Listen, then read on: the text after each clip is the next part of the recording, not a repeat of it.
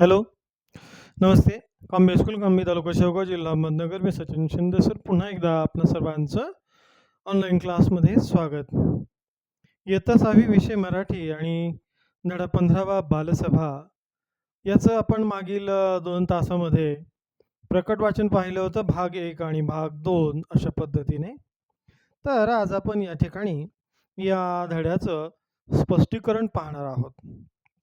आता सभा म्हटली की आपल्याला स्टेज, खुर्च्या, फोटो, अ, अध्यक्ष, श्रोता या सगळ्या गोष्टी आपल्या समोर येतात. परंतु हा कार्यक्रम कशा पद्धतीने घेतला जातो याचा एक नमुना म्हणून या ठिकाणी ही बालसभा हा पाठ आपल्याला या ठिकाणी अभ्यासासाठी आलेला आहे. तर बालसभा या उपक्रमाचं नियोजन, कामाचं स्वरूप, कार्यक्रमात विविधता कशी आणता येईल याबाबत विद्यार्थ्यांना कल्पना द्यावी, मार्गदर्शन मिळावं यासाठी या पाठाचं आयोजन केलेलं आहे.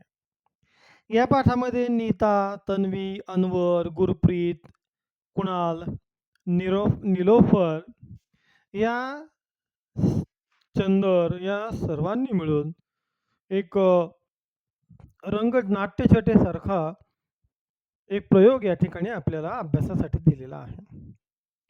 इयत्ता 5वी मध्ये असताना तुमच्या शाळेमध्ये कोणकोणत्या बालसभा झाल्या होत्या? म्हणजेच मागच्या वर्षी तुम्ही कोणकोणत्या शाळेमध्ये कार्यक्रम पाहिले? त्या सभासाठी कोणत्या-कोणत्या विद्यार्थ्यांनी सहभाग घेतला? तुम्ही सहभाग घेतला होता का? तुम्ही सहभाग घेतला असेल तर त्याची तयारी कशी केली? काय वगैरे, वगैरे.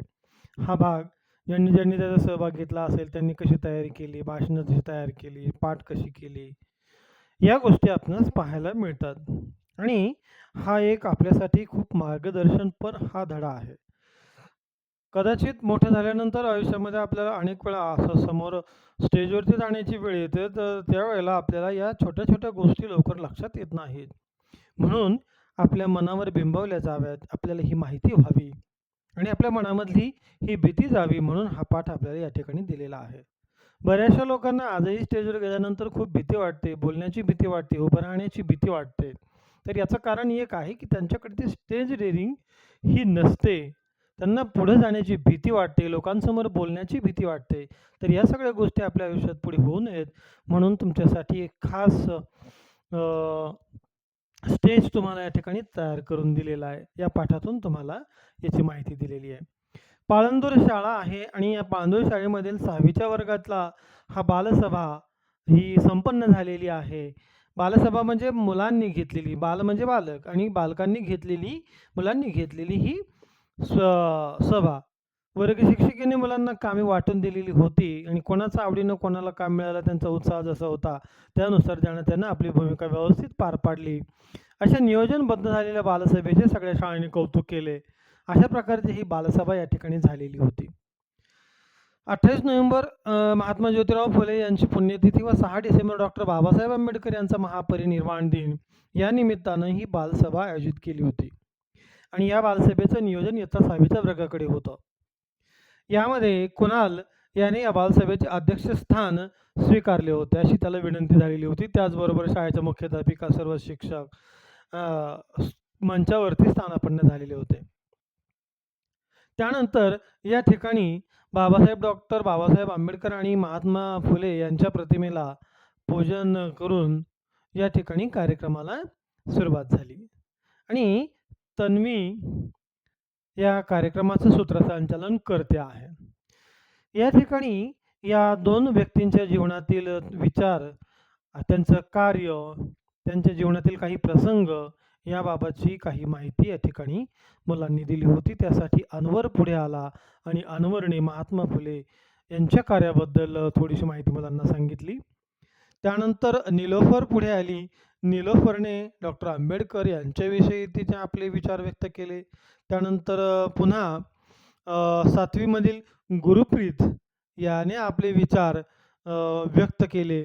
दोघांविषयी त्यांनी विचार आपले व्यक्त केले. महात्मा ज्योतिबा फुले, त्यानंतर डॉक्टर बाबासाहेब आंबेडकर दोघांनीही समाजाच्या उन्नतीसाठी कार्य कसे केले, शिक्षणाबद्दल त्यांची काय तळमळ होती, लोक शिकले पाहिजेत, शिकल्यानंतर ते पुढे जातात, विचारशक्ती वाढते, अशा पद्धतीनं या 2 व्यक्ती आपल्यासाठी दीपस्तंभ आहेत, अशी माहिती त्यानं या ठिकाणी मुलांना सांगितलेली होती.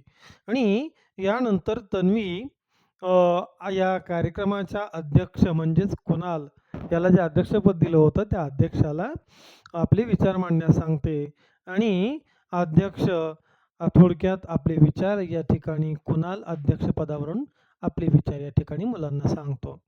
आणि नंतर शेवटच्या टप्प्याला या ठिकाणी तुम्हाला या ठिकाणी यादी दिलेली आहे, अध्यक्षीय सूचना, अनुमोदन, प्रतिमा पूजन, भाषण आणि समारोप.